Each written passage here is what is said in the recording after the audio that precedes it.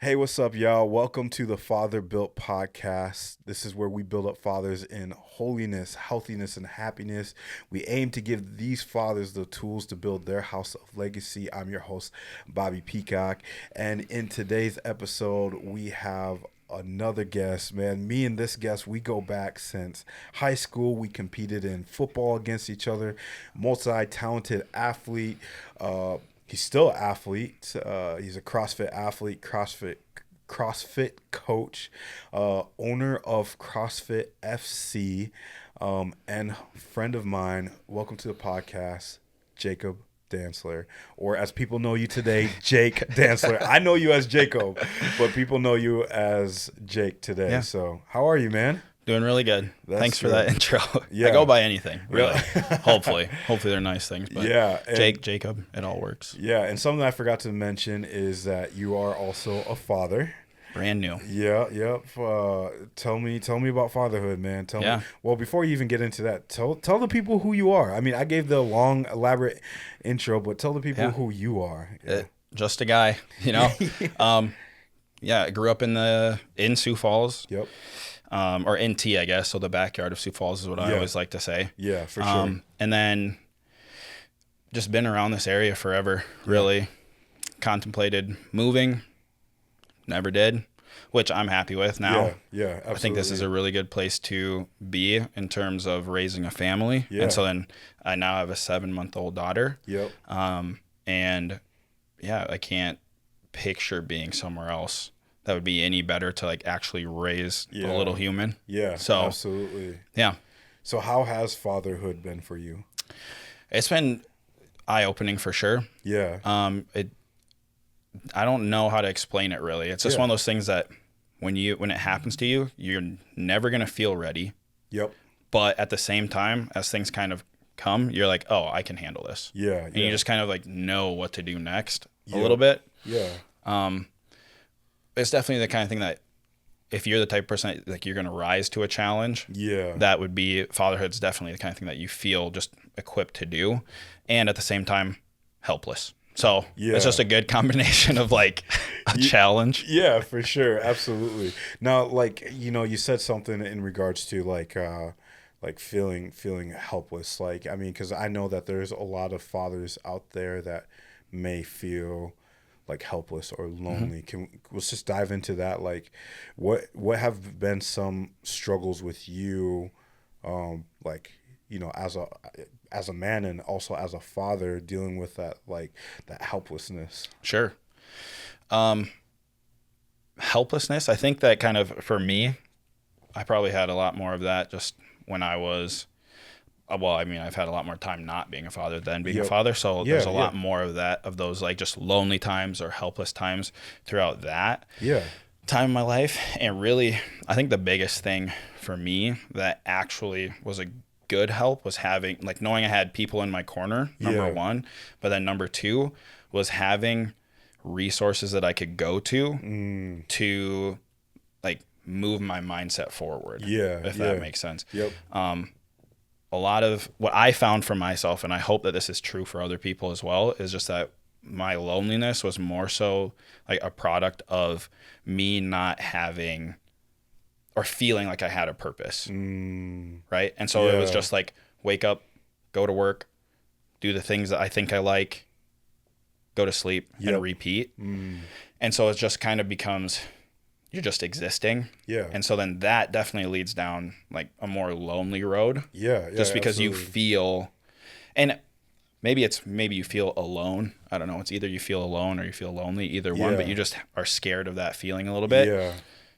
Maybe like you're spinning your wheels. And then I got lucky because I happened to start going to a CrossFit gym. Okay. Yeah. And then I got just, I guess you could say addicted, but I got very consistent with that. And then eventually the owner of the gym was like, hey, do you want to coach for me? Have you ever thought about it? And I never had. And then once I started down that road of coaching other people, that's really when I actually began to find like purpose in work. Yeah, absolutely. And so then that's where I think I started to just have less and less of like the helplessness or the loneliness feeling. Yeah. Yep. And actually had something to build upon. Yeah, yeah. And what I tell people is I think there's a difference between being lonely and loneliness and being alone, because I look at like even Jesus's life, and he went to be alone, right?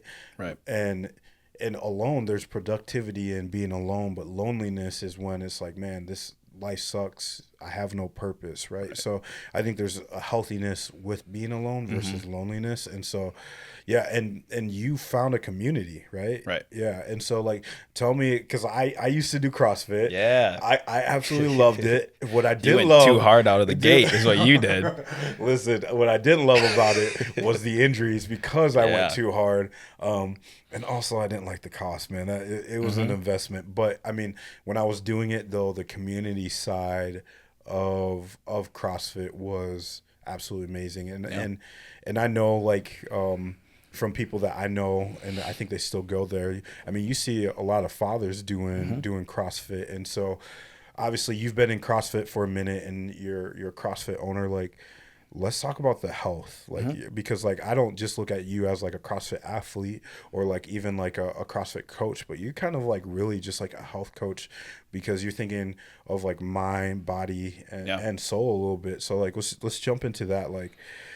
So like what got you into CrossFit, and then because we talked about the community side of that, but then like what's keeping you there, I guess. So I've always kind of like worked out, right? We like you mentioned, we played football together or against each other in high school. Yep, I was better than you. No, I was kidding. No, I was just playing. Depends on how you look at it. But so I always was relatively active. Yeah. And then working out was something that kind of, I would say, was like a little bit of like a natural thing to have happen in my life. But when I was done with football, I played a little bit in college, but I started getting hurt. Yeah. And so I stopped that because I wanted to move well throughout my entire life. Yeah. And so then when I was done with football, I started going to just Great Life at the time, was the new hot gym and cheap gym at the time. But the problem was I would go for 3 months and then I would stop for 3 or 4 months. And then I would go for 3 months and stop for 3 or 4 months. And so I was consistently inconsistent. And so hit that, like, it just doesn't lead to progress. And so eventually we had some friends at the gym that they're like, hey, we're going to try CrossFit. Do you want to come with us? And we did. And then from there, I was just kind of hooked because I had gotten myself to a point where I could get up and go, but I didn't have anything to actually do when I was at the gym. And so the CrossFit gym had the workout for me already. I just had to get my body there and I could do it. And I mean, I went through a little bit of what you did too. Of like going too hard, too fast. And my coach at the time said, look, you can keep ego lifting and only showing up on Mondays and Thursdays because it takes you that long to recover. Or you can dial down the weight, come in here every single day and actually make progress. And so I was like, oh, well, I mean, I could try it your way. And then it turns out it works. And from there, it was just, I got hooked on the fact that it's constantly different movements. So I never would really get bored. It's always some kind of like a compound lift. So it's working your entire body. There's anything from weightlifting to body control to body weight movements, some machine work, some gymnastics a little bit, and odd object stuff like kettlebells or sandbags and things like that. And so the variety is another thing, and there's just tons of skills that you can always be working on. Tons of combinations, skills. And you mentioned the price, and that's definitely something for me too that was like a big difference. If you're coming from like, it's an investment. If you're coming from like Great Life or Planet Fitness or Crunch or wherever. But then the thing that I always felt and what I try to have portrayed in my gym now is that we understand that it's an investment for you guys. Yep. And so I would say now if you came to the gym, it'd be probably a little bit of a different atmosphere than when you were there before, just because understanding how much of that and like how much of an investment it really is makes me try to tell my coaches like, hey, we need to be invested in you guys as much, if not like more than what you guys are. Yeah. But it's like, we can only take you as far as your investment is willing to go, you know? And, so it's kind of a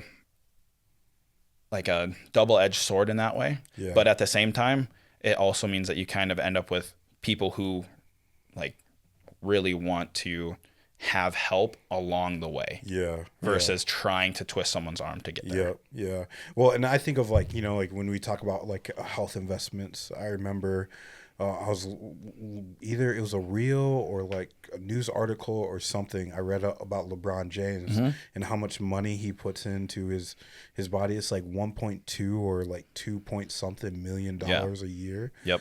And it reminds me of like, cause like, I'll be honest with you, this is one of the areas that I struggle with the most is like my health and my physical health. And so like, what would you say? Like, obviously you're sitting across from me, but to other fathers who are like, yeah, I just don't have the time. Like, I can't make this an investment. You know, like what would you say to them? Like, whether it's CrossFit or even like outside of CrossFit, like what would you say to them? So this kind of taps into something that's a little bit deeper than just like a physical aspect, but taking care of your body. So it's like, okay, you mentioned LeBron James spending tons of money on his body every year. Makes sense because he makes a lot of money. Right. Yep. But you can look at that on like kind of like a sliding scale or like a graph, and it's say for a normal person, how much money would you be willing to invest and for what result? And so it's like, if I told you that if you come to my gym and spend money there, you will have 10 extra years added to your life. Is that enough? Because like a monthly membership, right, is like $145 plus tax. Yep. So let's say that over the course of a year, it's almost like $2,000. Yep. So let's say right now we're 30 whatever years old. Yeah. Would that $2,000 every year be worth it to you if you gain 10 years at that, like, of life? Yeah. Is it 10 months for you? Is it 10 days for someone else? Like, is extending your life worth that? Yeah. That's one way to look at it. But the problem is with that is like, we're okay with being disciplined to go to work every day because we know for a fact we're going to get a check at the end of the day, 2 weeks or whatever. Yeah.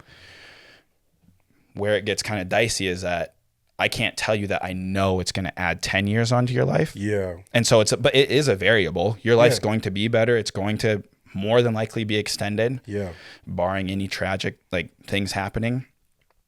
But that's just where people start getting like in your own head about it. Yeah. Where it's like, well, it might not work. Yeah. You know? And so if you're brand new to it, the thing that I always say is like, start with something small that you can do, and it's not going to leave you hurting. So that way you can come back to it the next day and the next day and actually build a habit through that. Yeah. But then, so kind of digging deeper then into like the more mental side of it, or like what other aspects. So obviously it's good for your physical health, but then it also teaches you discipline in other areas, I think. Because if you do a workout of whatever kind, and that's one of the hardest things you do for the day. Yep. You already have overcome something. And so when the next obstacle like arises, you've already gone through something hard. Yeah. And so you can say, hey, well, I didn't want to do that workout. I got through it. I don't want to have this tough conversation, but I can have it. Yeah, absolutely. And so I think people forget about the mental training that goes on in a physical activity as well. Yeah. And I even think about it this way, like, so like where I office out of, there's like 3 flights of stairs, and every day I walk past the elevator and I'm like, man, I could just ride the elevator up. Right. I'm like, nah, man, I got to hit these stairs real quick. Yep. And I do it like 2 or 3 times a day. I'm like, Man. But I think there's like so many Yeah. people out there that are so like, they're like, oh man, I'm already too far gone, or like I'm just comfortable like where I'm at. But the reality is like, and that's something that I'm like dealing with too, because like I have like a heart condition as well, and like, you know, like as you know, like my father passed away this year at 54 from a heart Damn. attack. Yeah. And I remember I had to go pick up one of his vehicles, and the guy was like, yeah, I think he knew he was gonna die. And I'm like, it's like, why didn't you just like change it around? And it's like he probably thought he was too far gone. And so like for me, like part of like my health journey is like, dude, like I want to keep up with my kids. Yeah. You know, or I guess like I have one right now. Yeah. And so I think that's a part of it too, of like God created us with one body. We got one body, and what we do with that body can be a betterment for our kids, can leave a legacy within our kids, or, you know, we can just go to McDonald's all the time, Right. and get fat, you know? And part of it too that kind of plays into the physical side of things is Yeah. when it comes to kids, that's a very easy thing for them to see you doing. Yeah. And like they can very easily attribute that to working hard, Yep. to discipline, and the value of doing something that you don't want to do, but you do it because you know it's good for you. Yeah. You know? And that's something that I had to learn like I think it was late in life, but like throughout my 20s was just like, what does hard work actually look like? Yeah. Yeah. And that's something that, because when I was growing up, it was, you know, summers were always off, weekends typically were off. Yeah. You had to work during Monday through Friday Yeah. at school. Yep. But then you could just kind of mess around and do whatever you wanted. And so then for like my early 20s, Yeah. like that's how I operated. Yeah. Like work hard all week Yep. at my 40-hour work week job. Yeah. And then like crash on Friday night, Saturday, and Sunday just because I'm so like, I think I've worked so hard. Yeah. And that's fine because at the time that to me that was, Yeah. you know, Yep. but then like mid to late 20s hit, and it's like, oh, I kind of want to stretch a little bit. I want to push for something more than just this. Yeah. So it's like, you just have to learn to like compartmentalize. Like I work here to pay the bills. Yep. I work here like on my own thing to try to create a legacy, to create wealth, to create something bigger than myself. And then I work on my relationship so that way my home environment is good. Yeah. I work on my children so that they become can become a good part of society. Yeah. And so it's just, when you think about it, it's like, it's kind of work, you know. Yeah, you have to be okay with just working on something. Yep. Yeah. It's still something I struggle with. Yeah. It definitely comes times where I'm like, man, I just want to sit on the couch today and watch Netflix or whatever. Yeah. How many times a week do you work out? I work out. I'm getting back into working out, I think 5 to 6 times a week. When I was figuring out everything with like taking over the gym. Yeah. Yeah. That definitely fell to the wayside for a while. And I probably only was like working out maybe like 2 to 3 times a week just because there was so much like paperwork and mental gymnastics I had to do. Yep. Yeah, absolutely. But when everything's going well, I'll work out 6 times a week. And I do it in a way that doesn't like tear down my body. Yeah. So by the time Saturday hits, I don't necessarily feel any worse than I did on Monday. Yeah. Yep. For sure. So like if there was someone that was like new to like just going to the gym, like would you say not to just like go hard and 6 days a week, 7 days a week? It has to be you got to build up to that, right? Yeah. Yeah. Yeah. Because I mean, even for me, like I said in the beginning, I would try to go hard on Monday. I'd be super sore on Tuesday, Wednesday, kind of sore on Thursday, but able to make it in. And then I was sore again until Monday. And so instead, your game plan, you're probably going to feel like you're not doing enough. Yeah. But your game plan should be to try to get in the next day. So be sore enough to feel like you accomplished something. And then get in the next day. You know? And if you can do it that way, I would say that's the best way. If you could completely, if you could cold turkey start going 5 to 6 days a week and listen to your body. So if you do it right on Tuesday, you'd wake up and you'd be like, oh, I'm a little bit sore, but I don't feel sore enough to stay away from the gym. Yeah. So when you go in again, do another little something. Yeah. Maybe it's a different muscle group or a different area or different movements. Yep. Go in, do something. Then on Wednesday, hopefully you're the same. And if you get to a point where it's like, dude, I can't get out of bed. Okay, don't go that day, but adjust what you do the next time you go in. So that way you don't end up in another situation where you can't go. Yeah, absolutely.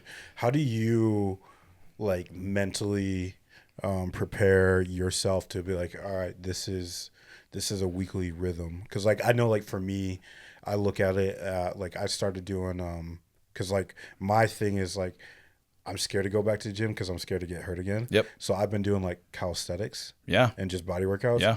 And like some of those workouts, bro, like I mean, some of those body weight's no joke, dude. It's not, man. And I was like, dude, I should not be sore. and like I'm doing them in my basement, you know. And I'm like, this is so weird. And I'm doing all these like shoulder movements and stuff. And then like I get done, I'm like, and I think I did like 3 sets of 15, and I'm like, wow, I'm sore. I woke up the next day, I'm like, okay, I can feel that a little bit. That's and so that's what I've been kind of like just messing around with body weight, but like I think that's perfect place to start. Yeah. And so like for the people that are out there that are like, man, I don't know how to get to the gym, like what would you say would be like the first step? So getting to the gym, everyone's going to be a little bit different, but I think pretty much across the entire population, maybe there's a few outliers. Yeah. If you can get a buddy, that's going to be huge, because then you have someone who's like, you know, where were you at? Yeah. Yep. That's something that, again, like with a gym community like that we have at CrossFit FC, that's something that's almost like built in. Yeah. And so a lot more, I think now maybe than even when you were coming, but it's just like we have some Facebook group chats like for my specific class times. And it's like, if someone doesn't show up, some of those classes like put you on blast a little bit. Where were you, bro? Yeah. But it's always like out of like love and like get in here next time kind of vibes. Yeah. But that goes a long ways. And then part of it too is getting comfortable with being uncomfortable. Because so good.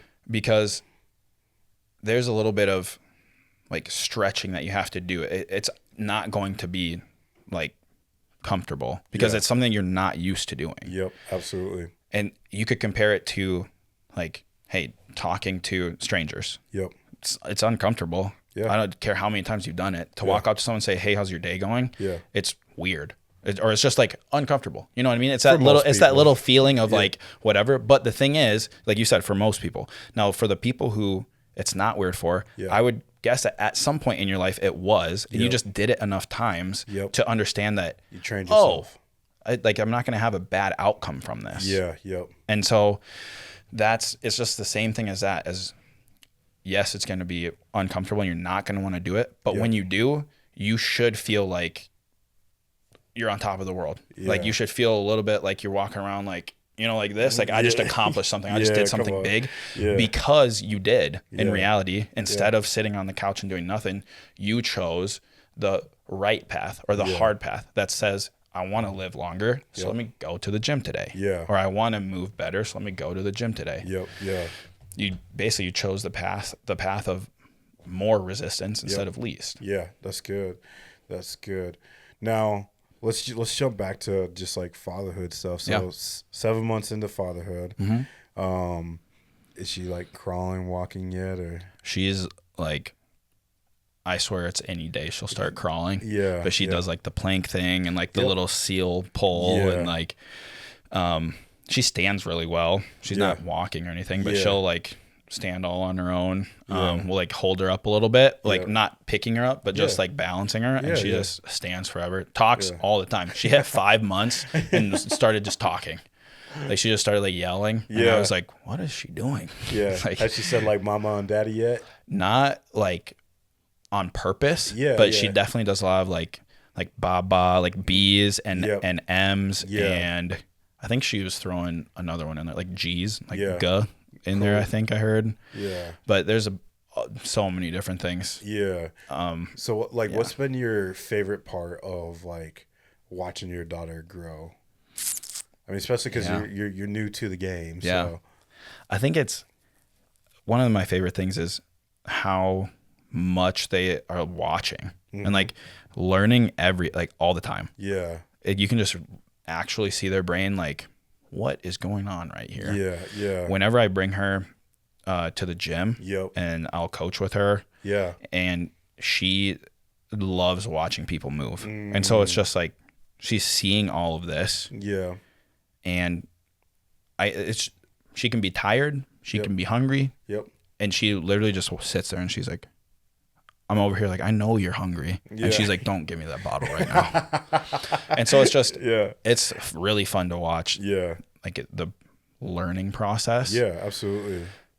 Yeah. So do you feel, because like before, obviously you had your girlfriend and you were like, independent, like, and like, like, oh, I can hang out with the boys whenever, I can go to the gym whenever. Like, how has that transition been with now having a daughter for you? Yeah.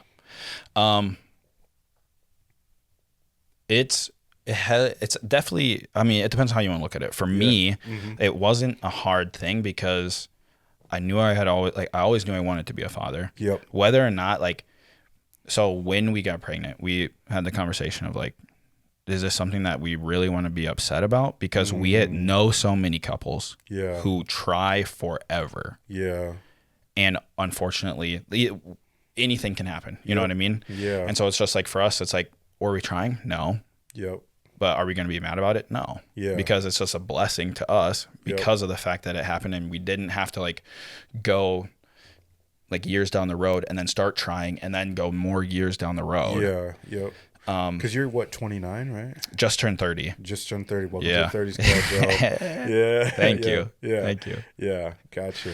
But, and so, it was, so just being very grateful for that. I think that I was in a position or a place to take the changes that come with it and like take them in stride and be okay with the fact that like, hey, the boys are going out, and then be like, I would rather be at home. And like, there's no FOMO, nothing. Yeah. Yep. And so maybe like the only thing that I could be like, not FOMO, but just whatever about is like what you said with having like the one-on-one time with Peyton is something that obviously is a lot less right now. Yeah. But we do a very good job of communicating with each other. Yeah. And on like how to make it work. Yeah. So, and that's been something that's been, I feel like to be honest, I feel like our relationship's gotten stronger through having a child. Yeah. And that unfortunately is not something that I hear a lot. Yeah. Normally it's like the other way where it's like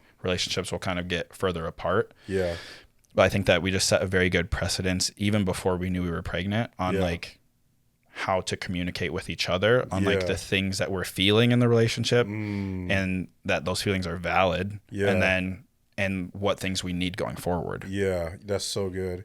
Yeah. Cause like, as you know, like for me, I've gone through, a failed marriage and stuff and me too. Yeah. I didn't want to. I wanted you to say that. Yeah. I didn't want to put you on blast totally on the podcast like that. So we've both have gone through a divorce, and I think I would say I could speak for both of us that we learned a lot through that. Yeah, and learning like how to communicate. Obviously, like I'm still in the dating world and trying to navigate that. It's hard, man. Listen, it is hard out in those streets, bro. I have some friends that are right there with you, and I hear stories. Dude, it's like you go outside and it's like, all right. Trash can, trash can, trash can, trash can. I'm like, can someone at least give me like a recycling can? Oh, they're recycling can. Like, nah, man, I'm looking for a fine specimen. But it's hard dealing with people's baggage. But like for you to be able to have those conversations with Peyton and which is your girlfriend, right? Yep.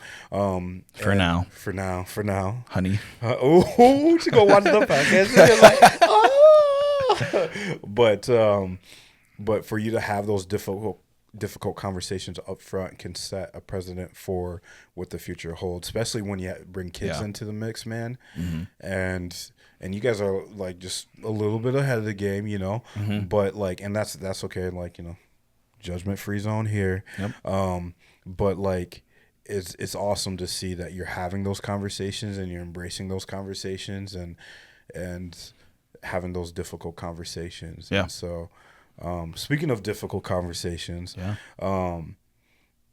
Like obviously when it comes to like something that you wanted to talk about was just like failure, you know? Yeah.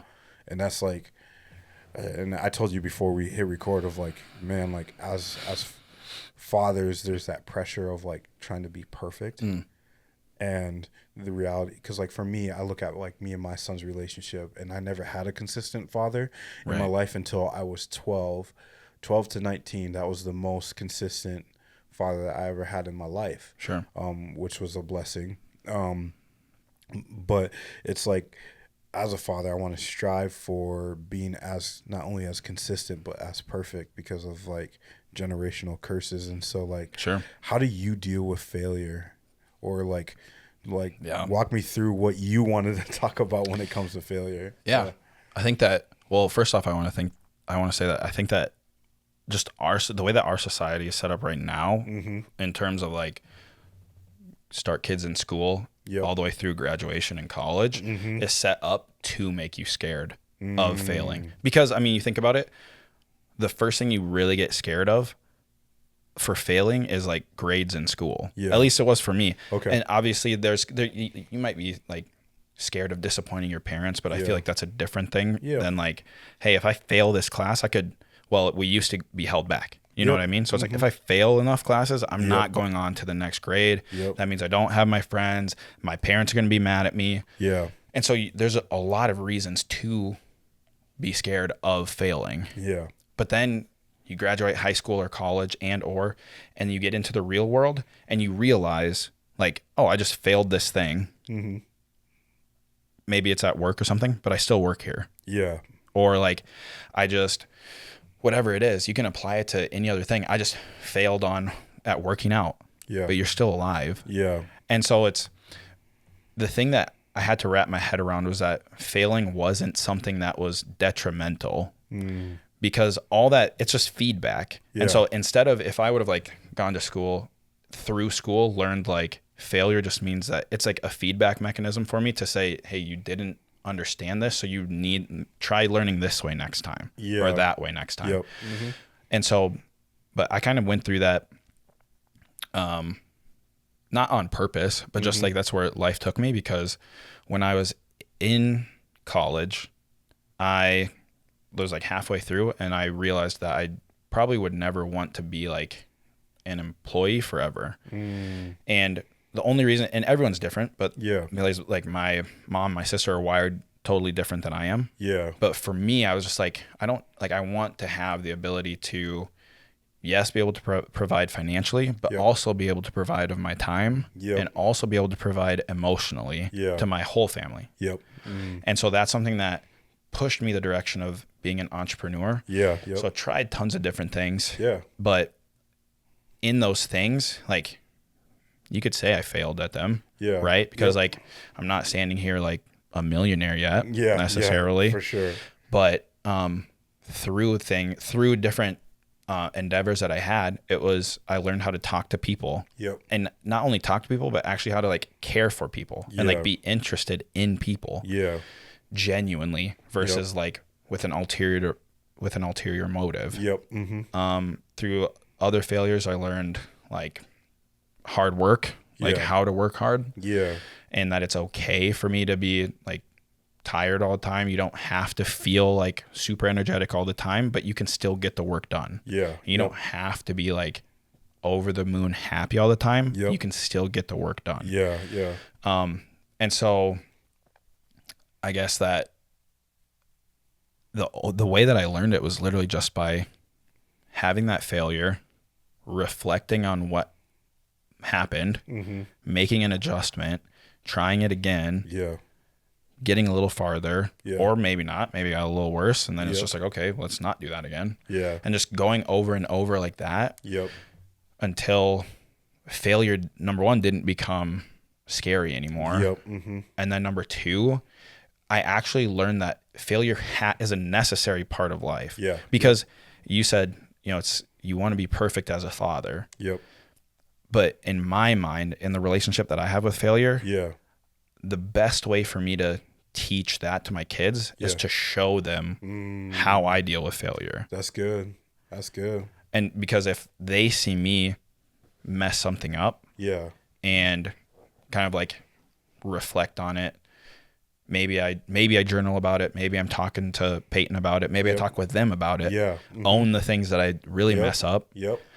And if they see that, then they can say, oh, and their brain's going to do what it needs to do to learn how to do that. Yeah. Yeah. I think a couple things that get brought to my mind is I feel like there, like you said, there's a lot of people who are scared of failure, but then there's also people like you who are comfortable with failure, but not comfortable like in failure. Like, because like what I mean by that is like there's people who are comfortable in failure where they'll just sit in there. It's like they sit in their crap kind of thing. And then people are like, well, you smell, like get out of your crap. And they're like, nah, I'm just gonna sit here. So for you it's like, no, I'm not comfortable in it. Like I'm not gonna get comfortable like within it. I'm gonna get comfortable with it so that I can grow and move. And I even think of like there's growing up, like I never really heard any of father figures say sorry to me. Right. And so like that strive for perfection. Dang, I don't know if I did either. Yeah. That's a great, well,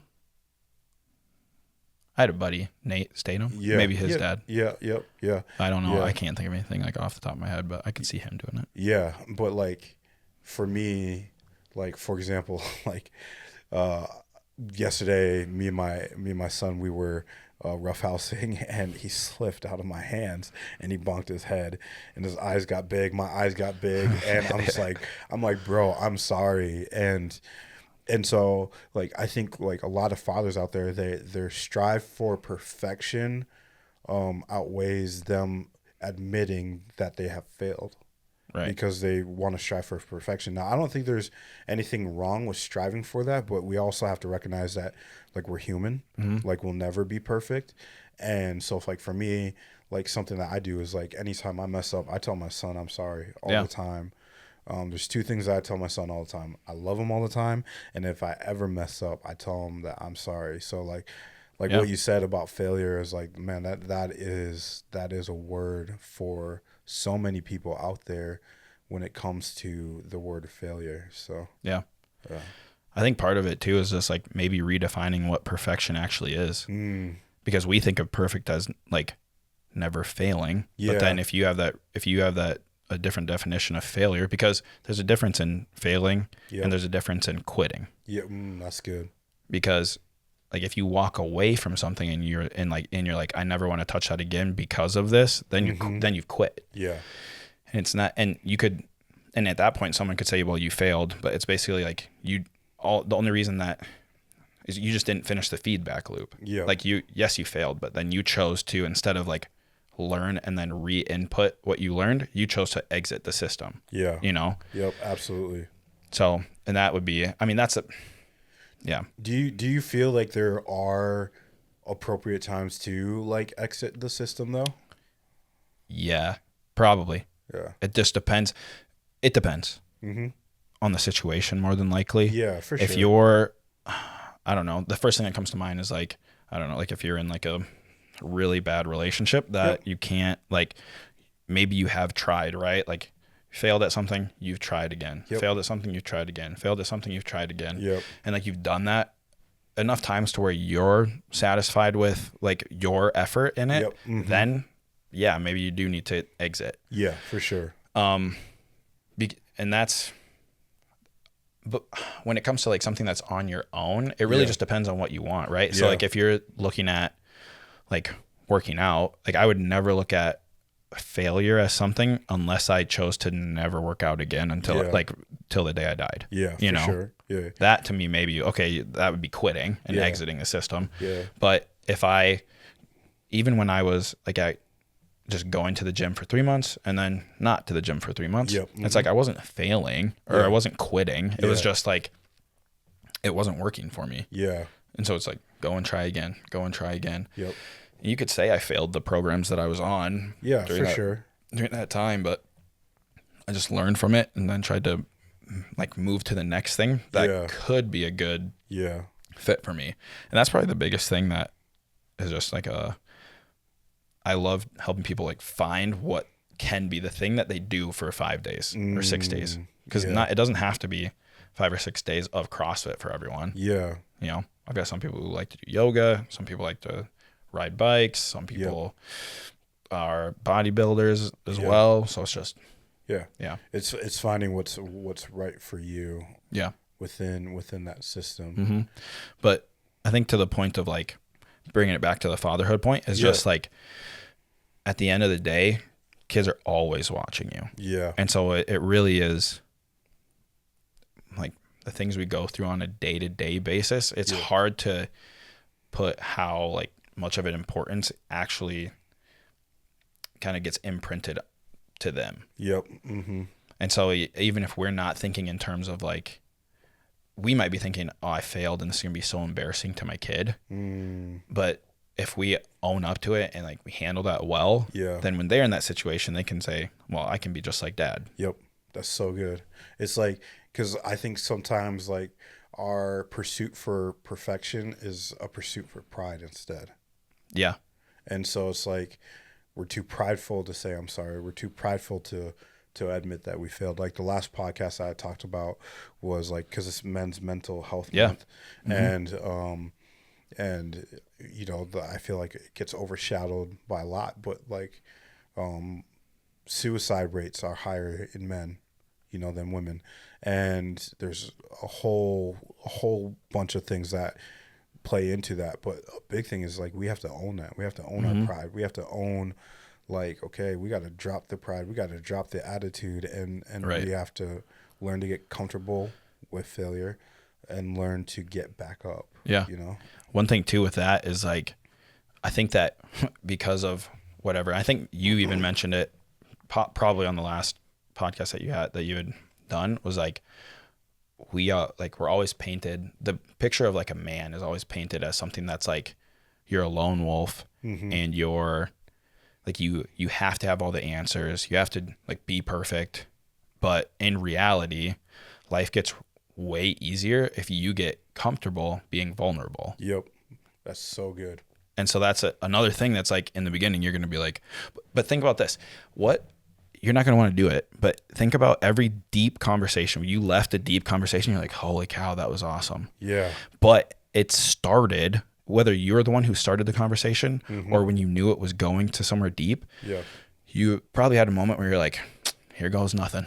Yep. And it's just like that apprehension. Yeah. But the thing that happens is when you start that, the person that you're talking to is like, oh, well, this person's being open and honest with me. Yep. So he trusts me enough to be open and honest.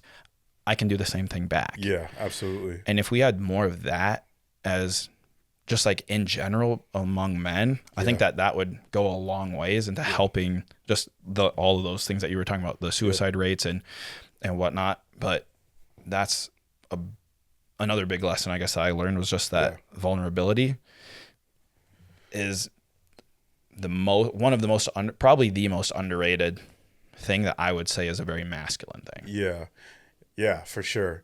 And I think like when you were talking about, you used the word full send, and I was like, man, I think about like how many guys out there that can full send like a motorcycle off a cliff or just jump, you know, and they pursue that. But like, what if we as men started to full send in our emotional awareness, in our vulnerability, and started taking that part of our masculinity seriously? Yeah. That'd be crazy. I think that would knock down a lot of just like facades that we have, because then you start realizing that the guy next to you has had similar thoughts that you've had, or dealt with the same loneliness that you've dealt with, or the same not wanting to go to the gym, or whatever these issues are that we think are like really big things in our lives. Yeah. And it just normalizes those things. And then you're like, oh, so he's dealing with it too. Well, that's not as bad. It's not as bad as just being like, I thought I was the only one who was dealing with it. Yeah. Do you, cause like, and I hope it's okay if we talk about this, but your dad was a counselor. Yeah. Right? So fun fact, your dad was my counselor. Yep. So that's part of the reason how we knew each other. But do you feel like that your dad like helped you in some of these areas as like a counselor, or because I know there was some, I don't know if you want to call trauma there, but I know there's some things there, but no. So both my parents were counselors. Oh, I didn't know. Oh. So, but that's it. Yeah. So, listen, y'all. So, growing up in that, wow. Yeah. So I think that, it's just my dad helped. It's crazy how many people like I'll meet and they're like, Dancler. They either say, do you know Dave? Because he's a banker. Or do you know Larry? Because he's a counselor. Yeah. So everyone, and it's just like, my dad's probably helped like thousands of people. Yeah. You know what I mean? Yep. Mm-hmm. But, and here's like one of the things that I like learned when I was like young in college was that it's like, and what I said earlier about like wanting to have more time with my family and everything. Yeah. Was like, that was kind of the trade-off. It was like, my dad was able to help thousands of people. Yeah. But then for me, it's not that he didn't help me, but it's just like, hey, from like until like 7 or 8 at night, he's working. Yep. Mm-hmm. Helping other people. Yeah. And so it's just, I mean, imagine like what you do. Yep. And then when you get done at work. Yep.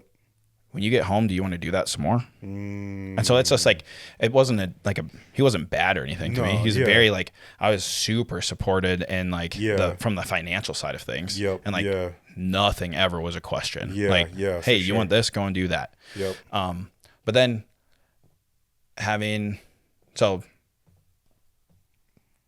on the like critical thinking side of things and like learning kind of like how to develop thoughts and like think about what you're thinking about probably came a little bit more from just like having mom as like, because she was originally a counselor, then became a teacher for a long time. Yeah. And so, but I think that she would be a little more like, well, don't just react like this. You need to actually unpack what you're feeling. You know, not that she used those words, but she was like, well, why? You know, she would ask the questions like, well, why do you feel like that? Yeah. Well, where is this coming from? Yep. And so it's just like, okay. That's what I ask my son all the time of like, okay, hey, how are you feeling? Why do you feel that? Right. Let's figure out the root cause, you know, because like I want him to grow up with emotional awareness. Yeah. But, yeah. And so, I definitely do believe that having two parents that were counselors probably played a role. Yeah. But I don't know if it was like super direct, you know? For sure. Yeah. Maybe. Yeah. Well, you never know. Someone starts doing counselor stuff on you. You're like, wait a second. Are you doing this? Which I do that to a whole, because I've experienced like years of counseling and like, and I do that on people all the time. I'm like, okay, so what do you mean by that? Let's take it a little bit deeper, you know? Pull some of those tools. So I probably did. And to be honest, I did go to a counselor for a while. Yeah. And like not my mom or my dad. Yeah. And like a lot of the things that they were kind of asking me were things that I had already like thought through myself. Yeah. But the reason I wanted to go is because I didn't want to be in like my own echo chamber or like my own head where it's like, I think I'm right, but to someone else, this might seem really off. Yeah. And so there was a few things where I just needed to like double check. Yeah. Where it's like, hey, this is like what's going on in my life. These are the thought processes I've had. Yeah. What input do you have? Yeah. And they would ask some good questions, but nothing that was like outside or anything different than like what my like mom would ask growing up. Yeah. Did you, when you were in counseling, did you like going to counseling? Yeah, 100%. That's the thing. This is the biggest, like one of the biggest things that just everyone has is like, if you go to counseling, there's something wrong with you. And that's like not true. Yeah. I don't understand where that comes from. Yeah. Again, it's just like one of those, I don't know if it's a stereotype or if it's like just a preconceived thing that's like, oh, you had to go to a counselor. It's just like, no. Like I need to just get clarification. I'm not in a mental space that I want to be right now. Yeah. And so just sitting with myself isn't going to get me anywhere. Yeah. And so if you like are in a position like that, cause I went for a while, I had like suicidal thoughts. I was very just like deep in depression. Yeah. And then, but unfortunately that's not the time that I went to counseling. Yeah. But the thing I did have was people in my corner telling me like that I was able to say, hey, I'm dealing with this. And they were like, okay. They did say go to a counselor, which I was young and prideful and did not do. Yeah. But they said also read these books. And so this is like something that is very, I think, instrumental in my mental development was like reading books that were on topics or in areas that I knew I wanted to change about myself. Yeah. So I had very negative self-talk. Yeah. And that ultimately is kind of what would like lead to like the depressive thoughts or suicidal thoughts. Yeah. And so because of that, I started reading books about like, hey, how do you like get happy, or how do you stop talking to yourself negative, or things like that. I did the same thing in areas of my life on like communicating with people, communicating in relationships, just talking with random people, how to try to develop yourself as a leader. And so it was just like all of these different areas that were interesting to me. That's like, I don't have the resources. So don't just sit there. Go and find, either listen to it on Audible or actually read. And then, so I would do that, and I would listen to podcasts like with the same like mindset of like, find a podcast that is in an area that I want to grow. And listen to that. Like this podcast. That's exactly why I listen to this podcast. Which I appreciate, man, so much. But like, I think like because I love counseling too. Like, and I was thinking when you were saying, like, when I asked you a question about counseling, I was thinking, man, like, if I dated a girl and she told me that let's say if I dated a mature girl that had her poop in a group, and she said that she went to counseling, to me that's an attractive quality, as long as she's not crazy, because she's willing to get help in areas where she needs help. And that's same for me. I'm open and willing to go to counseling. There was like, after my divorce, there was a season where I had to meet with a counselor to unpack some stuff that got brought up in my marriage that stemmed from childhood trauma.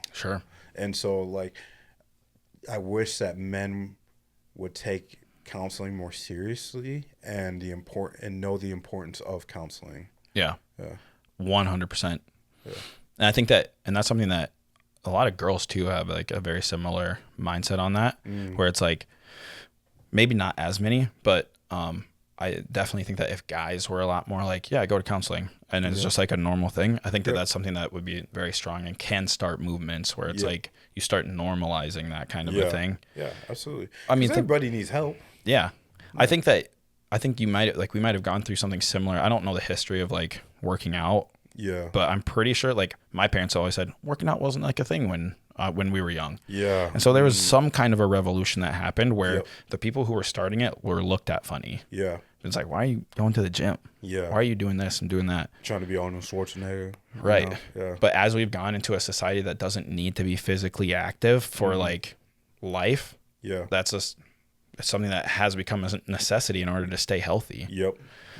One thing that I guess I didn't really mention this, but on like reflecting on kind of like my failed relationship or relationships. I mean, I've had more than one, but only the one marriage. And I think that one thing that's very important, I have like a whole kind of like breakdown of an idea for like a book that I want to, like, I have it kind of written out and whatever, but it's kind of been put on the back burner. But I think like one of the biggest things that can help in like relationships, whether you're dating, whether you're in one or whatever, or you're looking for a girl, is going to be like, and this is something that not many people think about as far as having it on their like non-negotiables list, is I think everyone should have finding a partner who's willing to learn your love language and be willing to speak it.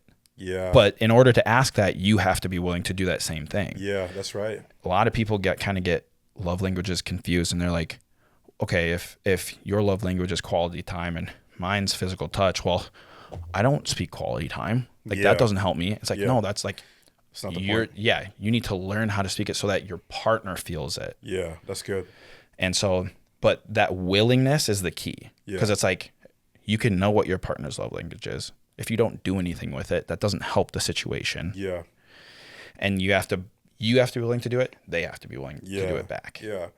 And something that like in a similar lines too is like, for me, like I have a list of like 22 things that I want in a woman. And I have to ask myself as I'm dating, like how many of those things am I? Right. And or how many of those things am I even working on Right. to grow in?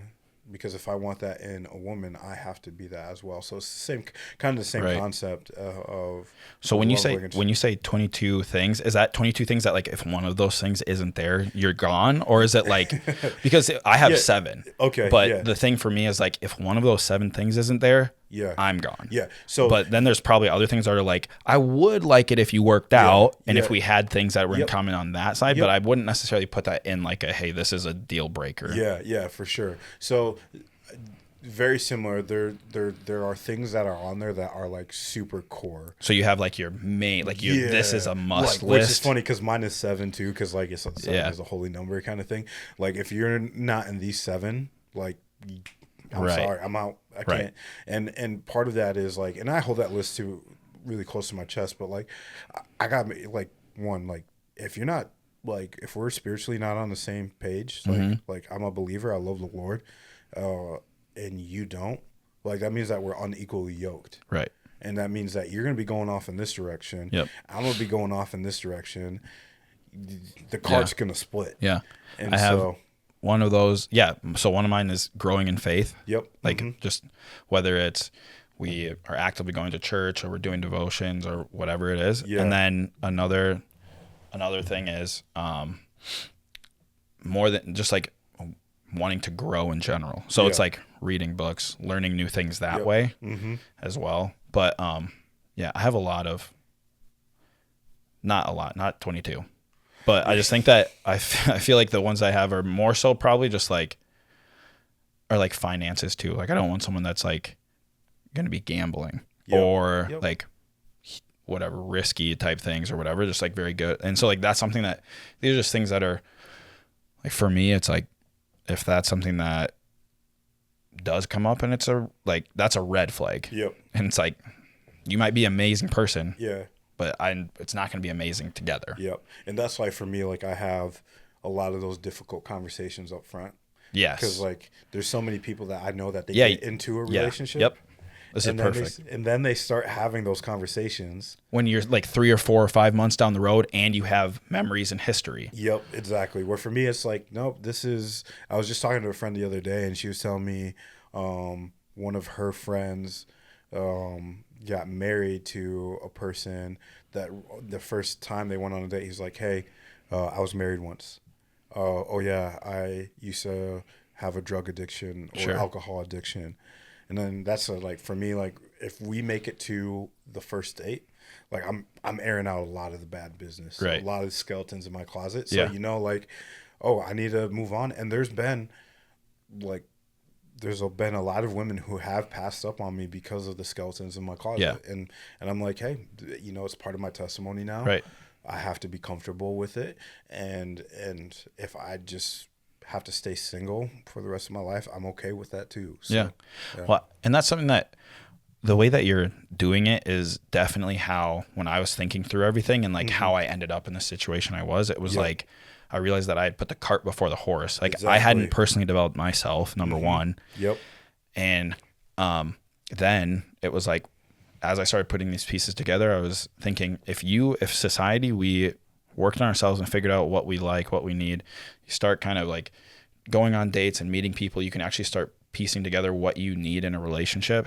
And then from there, when you're ready to actually like look for your soulmate, Yep. if you approach it like you are, where it's like, hey, let's go on within like probably 3 to 5 dates, maybe even less, you could probably know if you have someone who could last a really long time. Exactly. If not forever, then you know what I mean? But hopefully forever. Yeah. But because of the fact that you are going down the list of things that you need, Yeah. and it's not like you're doing it like a robot, like reading off a piece of paper, but you can, when you're on a date with someone, you bring up topics, figure out ways to talk about it. You can ask, what are you doing on Sunday? Yep.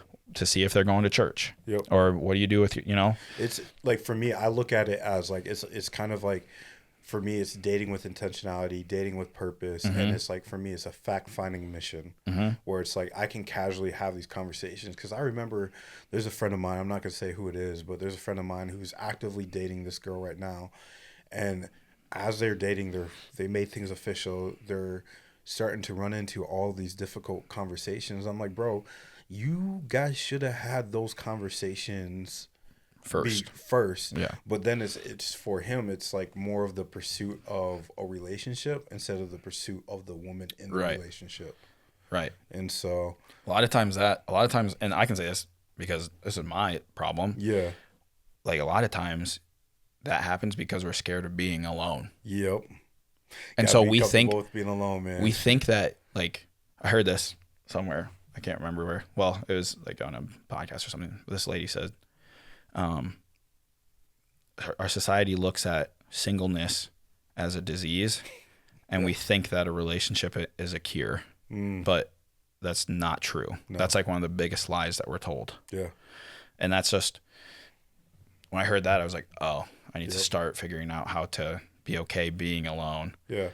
Well, and Paul talks about it of like within singleness, there's more room for ministry. You can do more ministry, but then he also talks about if you have this burning desire in your heart, then get married, kind of thing. And so there's a plus side to both, because like for me, you know, obviously I have my son and he's my number one ministry. But if I didn't have my son, the amount of number one ministries that I could do would be differ.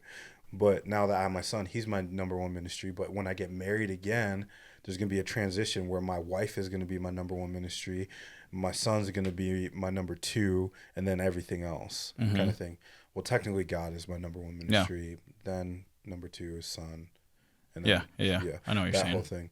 All right. Well, I got one more question for you. Yeah. You know, so obviously you're the owner of CrossFit FC. Yeah. You know, you just had your daughter. What was it like pursuing, you know, ownership in this business while having a young one, and like managing that time of like, oh man, like I got to be mentally prepared for this meeting, but then also I have to be mentally and emotionally prepared to go home to my daughter and my girlfriend and stuff. So like, what was that like? Wild. Just like, it's like ride the lightning, baby. Yeah. But that phase, so like I think I got, and listen to this, I got started talking with the old owners like the first or second week of March. By April 1st we had everything lined up, and I was the owner of CrossFit FC. And so that's nuts as far as like how quickly things moved. And so it was, I mean, when I look back, so last summer, I went through a pretty good like work ethic growth spurt. Because I had started just like a pressure washing business because I wanted to do more. I wanted to make money outside of just being the manager at the gym. And I knew that needed to start something. And so from that, I learned like long days and get up at 5 or get up at 4 to coach the 5 o'clock class, work through noon at the gym, try to get my own workout in there. Then at like 1:30 or 2, have an appointment that I was going to, whether it was like washing someone's house or fence or whatever, going to pressure wash whatever it was. I had a job to do. And sometimes that would go from like 2 until I think latest one was probably like 6:30 or 7 at night. And so it's literally however many hours of being awake and majority of that time working. I just learned that I could do more. And so then when this came, it was like, okay, it was nice because I think at the time Shay was probably about 4 months old at the time. And then, so not as crazy as like the first few months. But, and we were kind of settling into a nice little stride, but still having to, and to be honest, I learned this like just recently within the last couple of weeks. It's like I had to, in order to be fully present, like I spent a lot of time like split where it was like my family would have some of my time while I was with them, but also the gym. Like if I had to reply to an email or a text from the owners or whoever was getting back to me on paperwork that they just looked over or whatever. Yeah. And so it was a lot of like split focus.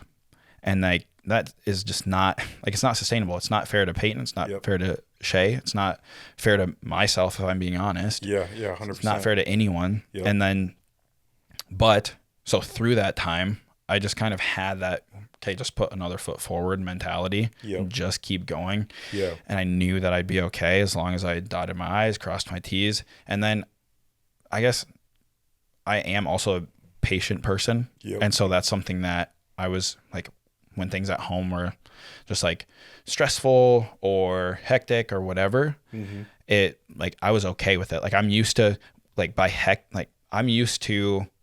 so I grew up with horses, so I'm used to like 1,200 pound animals going crazy, and that's stressful and that's hectic. And so like when it's something like this, I'm like, well, at least my life's not in danger. But then, and so what I learned, I think 2 weekends ago, is take like the time that you are doing something and be like, that's your focus, 100% there. And that's helped me even just in the last couple of weeks. So it's like, if I'm coaching, I'm coaching. I try not to text when I'm coaching unless it's like an emergency. If I'm working out, I try to just give myself like, hey, I'm going to do it for an hour and like phone's over there. I'm doing my workout. If I'm working on growing the gym or whatever needs to be done, like on the back end of the gym, I try to set aside an hour, however long to just do that. And like unless you're Peyton, you're probably not getting a text back from me. And like when I'm doing something like all out. And then at night when it's family time, like it's family time. And so it's just, I'll see some things come through and I'm like, oh man, it'd be nice to reply to that. But it also would be better for me to just be here and like make these memories with my family. So it's you're learning boundaries. Especially when like things grow and stuff, that's like so important. Like because like I even think about like all this stuff that I do, but like the one thing that I have is like I only have my son 50% of the time. Like I don't let people compete with that very often. Because it's like that's a hard boundary. I don't have the blessing of having my son 100% of the time. That's how it's meant to be, but in my case it's not because of my stupidity and some of my failures and some of my ex-wife's failures. And so no one competes with that time. So it's awesome to see that you're learning those boundaries and that you're like sticking to them, and just wait till you get consistent in that too, And so, well, I hate to cut us short, but we've been going long, man. So we got to wrap up, man. So before I conclude, where can people find you, man? Well, you don't play much of the social media game, do you? I don't, not really, but like owning a gym and running one, like I did have to get on social media. So the gym account is going to be CrossFit FC East. Okay. There's a backstory to that, but that's what it is. We're also on Facebook, probably just under CrossFit FC. My personal account's going to be Jacob Dancler on Instagram and on Facebook, I think. Cool. So, yeah, that's typically where I'm at. Dope. And they can catch you in the gym. If you ever want to check us out, I have a website, CrossFitFCSF.com. Cool. If you want to learn what we do, I'm an open book. So just reach out through that and I'll start talking with you and we can text back and forth. And perfect. Yeah. Sweet. Well, thank you guys so much for tuning in to the Father Built podcast, where we build up fathers in holiness, healthiness, happiness, and we aim to give them the tools to build their house of legacy. Thanks so much for stopping in, Jacob. And we'll see you in the next one. And remember, peace, love, blessings. We out.